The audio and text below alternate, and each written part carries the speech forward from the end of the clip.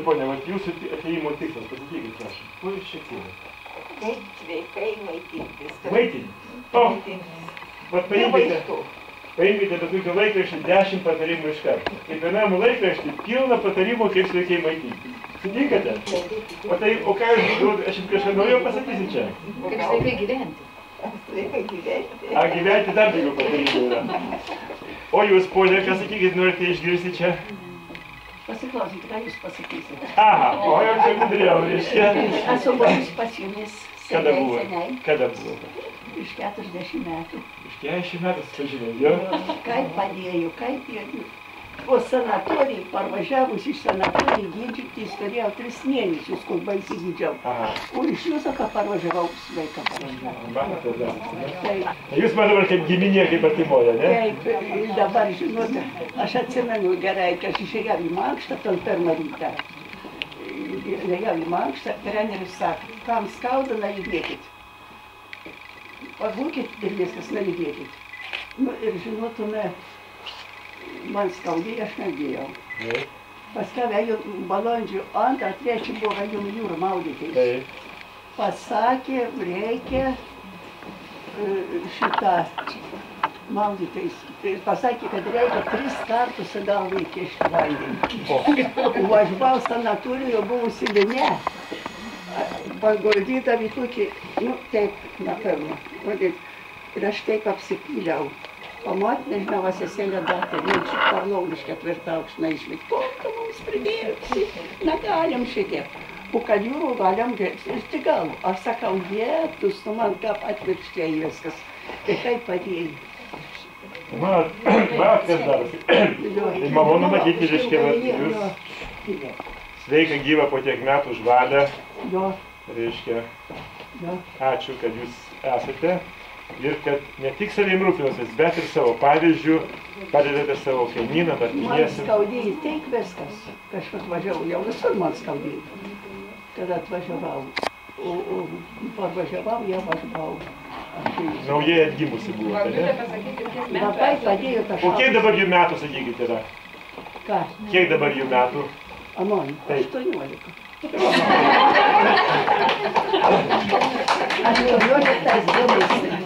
Man tai 19 dar. Gražu, malonu. Girdėjote gyvenimą? 19 gimimo. Jo, girdėjote, ne? Nu, ačiū, vat šaunuolė. Aš visiems sakau, kad 18 visi jau. Žiūrėkite, reiškia, kas yra įdomaus, aš jums pasakysiu, vat, kad tokiam amžiui taip, reiškia, linksmai gyventi, kaip jūs vardu galvojate? Prašau. Koks jūsų vardas? Magdalena. Magdalena. O taip, kad gyventumėt kaip Magdalena, kai jums jau iki 100 lieka 3 metai. Reikia baigti sveikatos mokyklą. Daugiau nieko nereikia. Baigė, reiškia, dabar džiaugiasi gyvenimu ir kitiem padeda. Tai aš manau, kad mes čia galim visus paleisti, bet mes su ponom turim ką pakalbėti su ponė Magdalena, reiškia. Kaip jinai gyveno, kaip jai sekėsi, kaip jinai, reiškia, bendradarbiavo su savo, reiškia, šeimos daktaru, su, reiškia, kitom institucijom, kaip jai sekėsi. Čia būtų labai įdomu visiems išgirsti, bet aš manau, kad jūs ne tik dėl to čia atėjote, todėl galbūt dar kas nors turi kokių nors pasiūlymų, pageidavimų, apie ką čia būtų gali pašnekėti. Kaip? Kokius kitus daugiau klausimų kils? Aišku. Žiūrėkite, dar aš turiu jums klausimą. Pakelkite rankas tie iš jūsų, kad kas pirmą kartą dabar išgirdote, kad labai sveika judėti. Rankų nėra. Reiškia, visi puikiai žino, kad judėti sveika.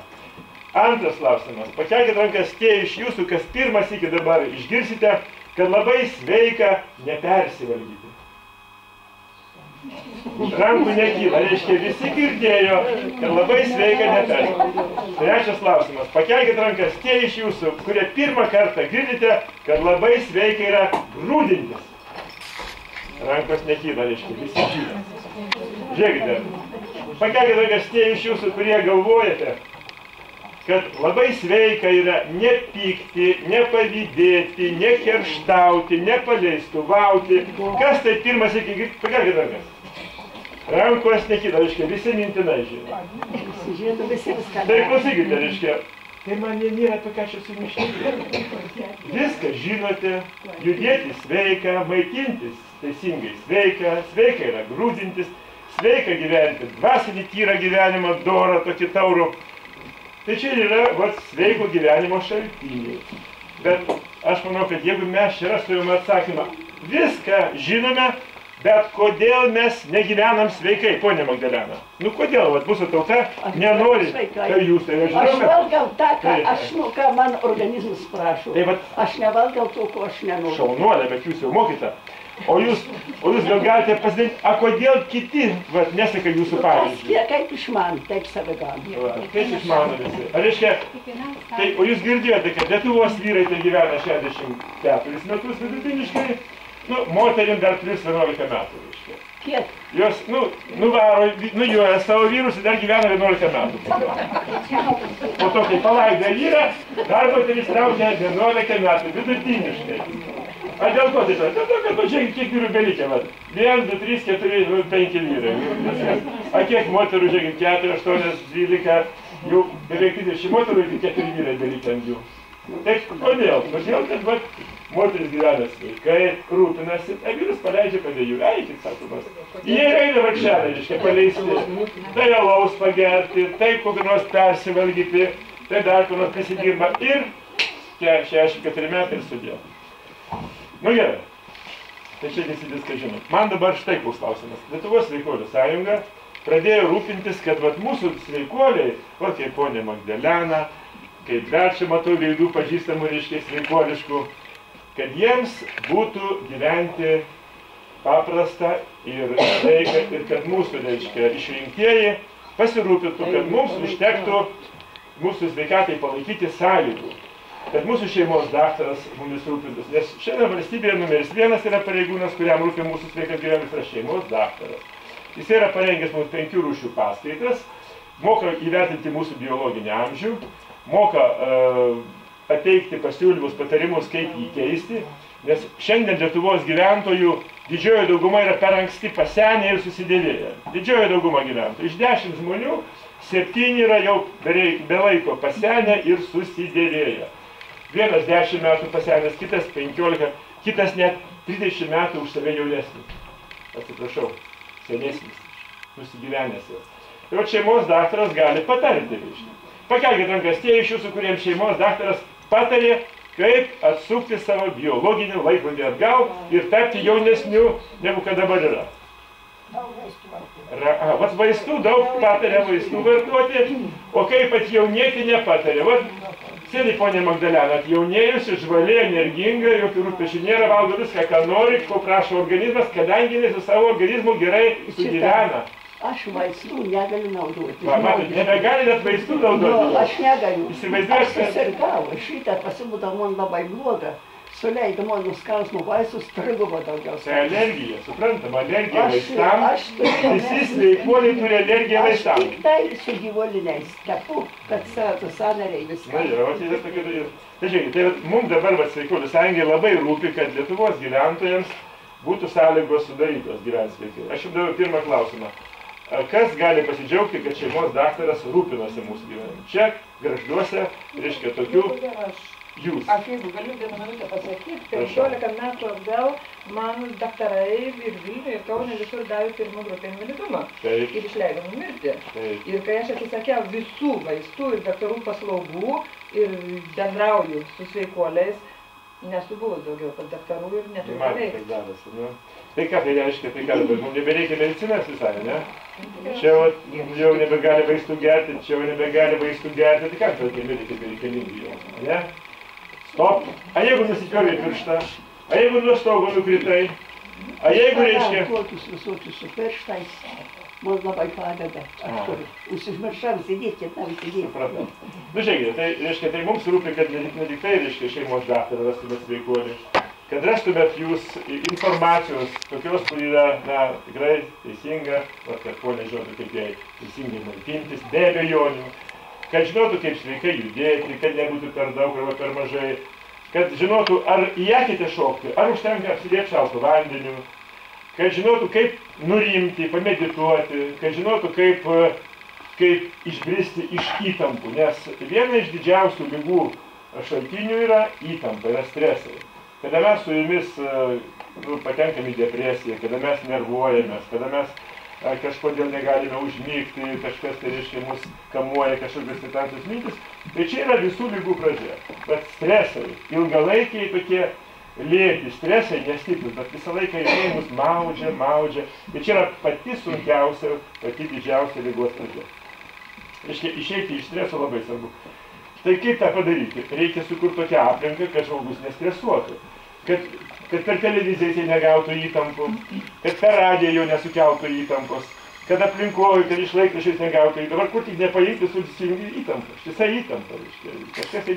Kažkam patinka, kad mes ištisai būtumėm stresę įtampą. Koks yra geriausias būdas kovoti su stresais? Nu, iššoka į eketę ir iš karto išlaksta visi stresai. Reiškia, trumpalaikis stresas labai gerai sudaužo ilgalaikis stresas. Bet ne visi pasiruošę dabar. Pakelkite, kas dabar pasirengė su manim nubėgti čia. Dar nėra ateities, bet tą vandenuką iššoka. Kas pasirengė dabar? Tai matau 5 rankas pasirengusias, tai dar nepasiruošę. Tai aš ir noriu pasakyti, į eketę. Jums vieni jokai tą eketę. Žiūrėkite, tai ašgi nekviečiu į eketę, bet jeigu jūs įprastumėt apsidėti šaltą vandenį, tai tikrai stresai iš karto išgaruoja, nes toks yra rusiškas posakis, clean bušibajas. Jeigu tu įkaliai, kažkas tai įkalė pleištą, ir tą pleištą nori ištraukti, niekaip negali ištraukti, kol neįkalsi didesnį pleištą. Tai va tas staigus šaltis, jisai kaip tai sudaužo tą ilgalaikį stresą, kuris yra mumyse dėl įvairiausių dalykų.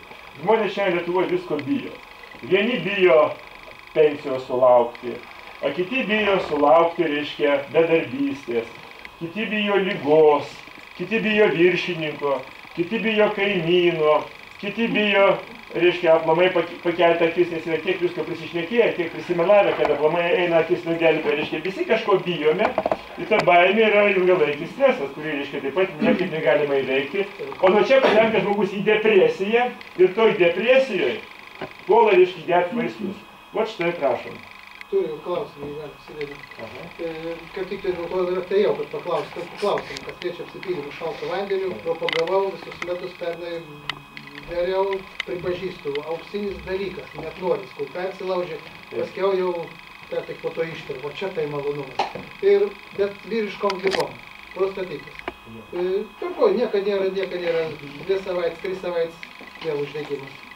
Praeinu, nu ką, nebedarai, nebesimauti. Vėl, bet ir tada paskui, padėkim irgi, kad dažniau varo, vėl nebedarai kur laik, vėl paskiau darai, vėl atsigauti, vėl viskas gerai. Pagal save patyriau. Maudimas šaltame vandenyje, turim sąlygus, visą kitą, peršalimus organų. Garantuot, smags, menškai. Apsipylimas padėdavau, bet vis tiek laiks nuo laiko kaltuoju. Urologo atsakymus, kas tinka kiešenį, kas netinka Pronskui. Ką daryti? Ponas Pronskau, žiūrėkite, paklausykite. Reiškia, štai vat klausimas, kuris ištisai visiems labai sukelia daug abejonių. Vyrai labai bijo gauti prostatitą, o moteris bijo gauti kiaušidžių uždegimą. Nu, tokios dvi, reiškia, problemos, kur visi bijo į šaltą vandenį. Aš tikrai jūsų neagituoju, vat šok dabar į eketę. Ne, nėra jokio reikalo, taip masiškai šokti į eketę ir susilaukti, kaip jūs sakot, uždegimų. Mes tai darome, nu, sakysim, daugiau dėl pramogos, dėl tokių, žmonės mėgsta, reiškia, adrenaliną pasigaminti, mėgsta tokių stresiukų trumpalaikį. Dėl to žmonės šoka su gumom, nuo bokšto, ne, arba ten kur nors, reiškia, sugalvoja kur nors į kalnus užsilipti, arba dar kažką, nu, ieško tokių trumpalaikių, reiškia, stresų dėl adrenalino. Tai čia sveikuoliai neria į eketę būtent dėl tokio trumpalaikio streso. Tai tikrai nėra, reiškia, kažkoks tai, reiškia, metodas arba priemonė sukaupti ilgalaikį atsparumą peršalimo ligom. Ne. Tai yra daugiau pramoga, daugiau tokia, reiškia, bendraminčių sueiga, nes po to yra labai jauku, labai gera, labai įdomu. Bet kad nertumėt į eketę, reikia pasiruošti, be abejo, negali va dabar iškart į eketę. Nors aš jums garantuoju, kad jeigu dabar įnertumėm, nieko nesitiks, aš jums garantuoju. Bet jeigu vieni nertumėt, nu, aš negarantuoju tada. Tai